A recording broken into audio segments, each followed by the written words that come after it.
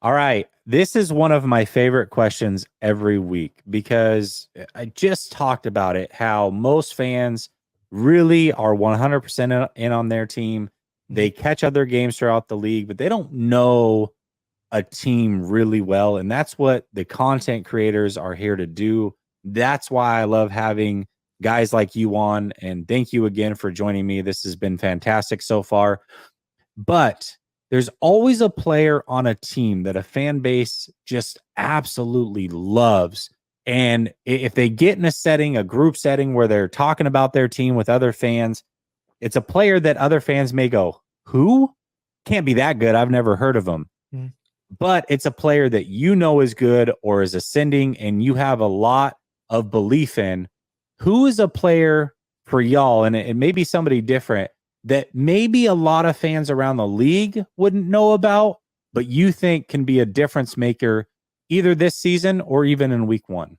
Yeah. And I'd love for not only your chat, but our chat to get involved in this question because it's a great discussion. Yeah. I'm glad you brought this up. This is one I've been thinking about all week.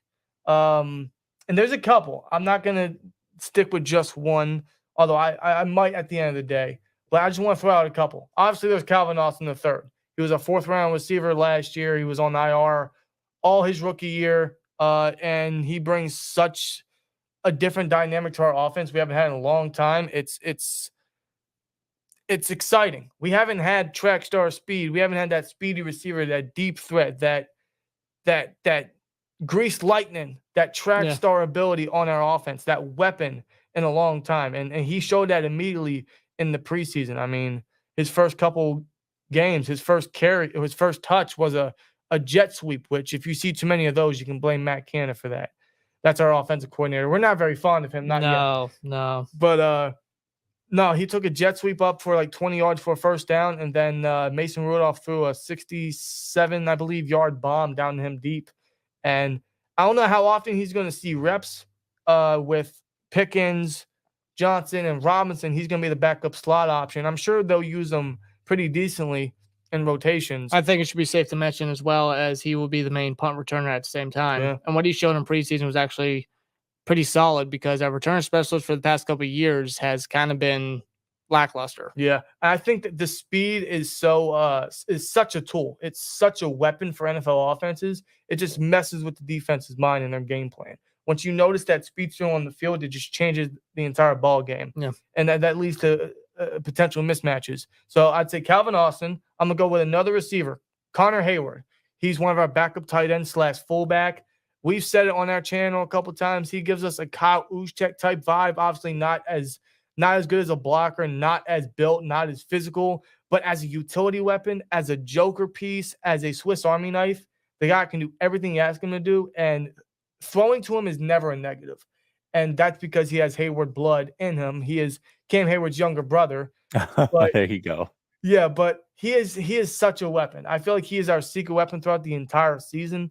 So our true Swiss Army knife on offense, really, not just Calvin Austin, but Connor Hayward at the same time, because he's listed as a hybrid fullback tight end type player. But he's that type of guy that you can literally put anywhere on offense as a H-back, as a slot receiver, tight end, fullback, wherever you need to put him on offense, the guy will make a play. And when you throw his direction, I mean, I haven't seen one drop from this kid. No, not one. Far. Not one, man. His hands are incredibly reliable. But the one I will passionately go with, and I think this is going to be a game changer because the middle of our defensive line has killed us. It has hurt our run defense. The lack of linebacker physicality has absolutely not helped. We have changed that, thankfully. But I'm going to go with Keanu Benton, who was our second-round pick number 49, I believe. He gives me Javon Hargrave vibes early on. I think he can be our new Javon Hargrave, where he's going to start off immediately as a two-down guy on run plays, try to slow down McCaffrey and all of them. Hopefully, we can plug that hole. He showed that in the preseason. He had no problem showcasing that ability. Eventually, I think he can be a three-down guy alongside Hayward. Yeah. But I think the addition of him and his immediate impact is going to play big roles and is going to pay dividends for us in this game. If what I'm thinking actually turns out, I think that's going to be huge because we haven't had not only the linebacker physicality, but that anchor, that plug, that that gap filler in the middle for a long time. So now that we actually have that guy, I'm very confident in Keanu Benton to definitely have an immediate impact, especially in this one where it's going to be very necessary. I love it. Those are some great names. Is there anybody else that you want to add? As a matter of fact, I do. One is now he's probably more familiar nowadays, but I want to go with our running back number 2, Jalen Warren. When it comes to the NFL nowadays, you don't really need a primary running back anymore. That's not really the go-to. Hence, Jonathan Taylor's situation going on in Indianapolis. But nowadays in the NFL, and it goes the same with Kyle Shanahan's offensive scheme. He always focuses on the 2-back set. Back when he was with Atlanta, he had Devontae Freeman and Tevin Cole. Now with San Francisco, he has a lot of rotations. He had back then he had Raheem Mostert. He had another running back, Jeff Wilson. Now he's got Christian McCaffrey and Elijah Mitchell. He just knows how to use his running backs. He knows how to use that 2 running back set. And I feel like the Steelers are kind of slowly starting to fill in there and get in there with that kind of offensive mindset. Yeah. And Jalen Warren is just the type of running back that just complements Najee Harris so well and is quite needed for the Steelers offense. The guy is just for an undrafted rookie free agent last year, he came in a training camp and preseason and took the number 2 running back job right away. And he was just a helpful hand, a helpful running back. And I feel like in his second year, he's really going to, at least I hope, he takes another big jump. He gets more opportunities on the field as a runner or even as a receiving back if need be, because Jalen Warren is definitely a guy that I think can take the next step for this team. Yeah, let me just say, to add on to that real quick, whenever you see number 30, Jalen Warren, handed the football, he's not going down to first contact. I will just warn you there. I love that. I actually picked Jalen Warren in my fantasy leagues. Oh, he was I was big. I wasn't big on Najee, but I was big on him. He's like my 4th or 5th back, but I expect big things from him. So Warren is one of those players that I've definitely had my eye on. I remember Calvin Austin coming out last year. Was it Memphis? Yes, sir. Mm-hmm. Memphis. Okay.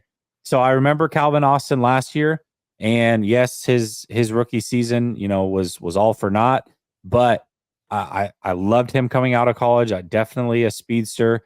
I think those were some great names. A name that I didn't hear, and I am curious about how he's looked. We're talking about some Steeler bloodlines here, but Joey Porter Jr., I know that he's not starting, right? And probably rightfully so, but he is right behind a legend in Patrick Peterson. Maybe he takes over at some point in this season. If Pat P, is unable to hold it down at his age, which wouldn't be far-fetched, but he gets to learn from a legend like Pat P. How is he looking? He may not impact this game a ton, but just overall, how is he looking in his development? Do you think you have something there, or do you think maybe he was overdrafted? I think he was underdrafted, actually. I think I don't know how he slept out the first round. He's just he's a sticky physical guy. He truly lives up to the Porter name in that regard. He's just never out of his frame, never out of his place. Is every time I see him, when I watch tape, when I see him on the field, he's just never out his frame. He's always around the football. Yeah. How immediate he'll play or when he'll see time, I don't know exactly when he will, but if he were to, it will be in sub-package formations. We'll move Patrick Pearson to the slot. We'll put him outside opposite Levi Wallace if necessary. That's how he'll get his feet wet. I don't know exactly when he will be a consistent starter, but I think that's the perfect way to kind of ease him in. But from what we saw in preseason, which was limited, he only played 2 preseason games, but it was all positive. It was all positive from Joey Porter Jr. and obviously learning from a legend, a football mind, just a rich field of football guys, and not only Peterson but Minka and all those guys, right? I mean, he's got so many veterans to learn from. I mean, he's going to be set up for success. Yeah, and the guy's just always around Patrick Peterson to pick apart his brain, figure out, how I can do this, do that. He's just always trying to learn. He's always around our coaches at the same time, our secondary coaches. And he's always like, even before and after practice, for like long periods of time, the guy's still working. He's on the jug machine. His work ethic is literally just like his father's. Like, he truly lives up to the Porter name in that degree. And as on the field, that intensity is already there. But if you can live up to that impact and that dominant feel, to which we saw small little glimpses of it, but with his long range and his long arms, that's definitely going to play a big part of him. Yeah, absolutely. That was one thing we absolutely added at the defensive back position was his frame. We lacked that severely. So bringing that's going to be a big must for us. So we call him Peasy Jr. because we called his dad Peasy. Yeah.